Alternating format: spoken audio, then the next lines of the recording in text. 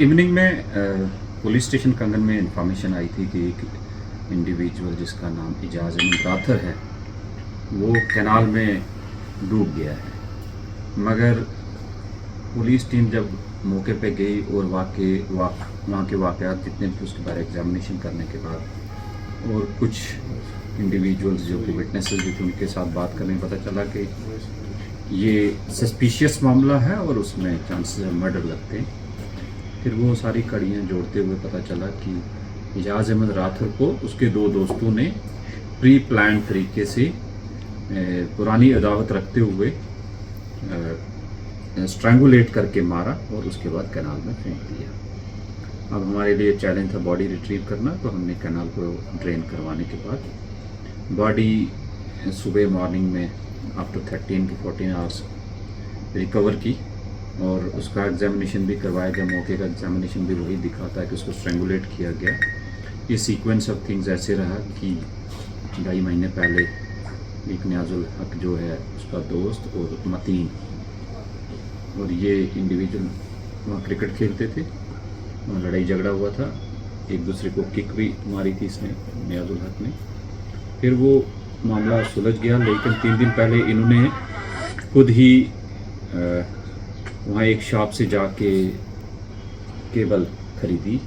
जब हमने शॉपकीपर से पूछा तो उन्होंने बोला कि हाँ मेरे से केबल ख़रीदी गई है और वहाँ कैमरास लगे हुए थे जिसमें उन दोनों का वहाँ जाना वो करोबरेट हो रहा था। वो हमने सीज़ किया है DVR। साथ में जिस गाड़ी में लेके गए थे वो गाड़ी भी रिकवर हुई, उसको भी सीज़ किया गया और जिस केबल से इनको गाड़ी में ही रख के इसको स्ट्रैंगुलेट किया था वो भी केबल रिकवर हुई है और दोनों अक्यूज़ को अरेस्ट किया गया। उन्होंने डिस्क्लोज भी किया, डिस्क्लोजर पर रिकवरीज भी हुई हैं। और जो फोर्थ इनका दोस्त था, जो डिसीज़ का दोस्त था, जिसको लास्ट मिनट पे साथ में लिया गया था डिसीज़ के कहने पे, बट वो ओरिजिनल प्लान का पार्ट नहीं था, तो उस he is I witness, prime witness, और वो वहाँ से मौके से जब उसका पीछा किया गया वो भाग निकला और वो काफ़ी डरा सहमा था। हमने उसे हौसला ला के हौसला देकर अब स्टेबलाइज करके फैमिली के साथ मिलकर हम उसको कोर्ट में प्रोड्यूस कर रहे हैं फॉर रिकॉर्डिंग हिज स्टेटमेंट। और साथ में जो रिकवरीज भी हैं वो साइंटिफिक ऑफिसर्स के द्वारा करवाई गई। अब FSL का एग्जामिनेशन करवाया गया गाड़ी का, साथ में मेडिकल अथॉरिटीज़ को रिक्वेस्ट करके बोर्ड कंस्टिट्यूट करवा के हमने उसका पोस्टमार्टम करवाया, फैमिली के हवाले किया गया। इसमें FIR नंबर 64 2025 पुलिस स्टेशन कंगन में रजिस्टर की गई है कि उसको अरेस्ट किया गया सो दैट फर्दर इसको डिटेल्ड इन्वेस्टिगेशन करके कन्विक्शन की तरफ ले जाया जाए।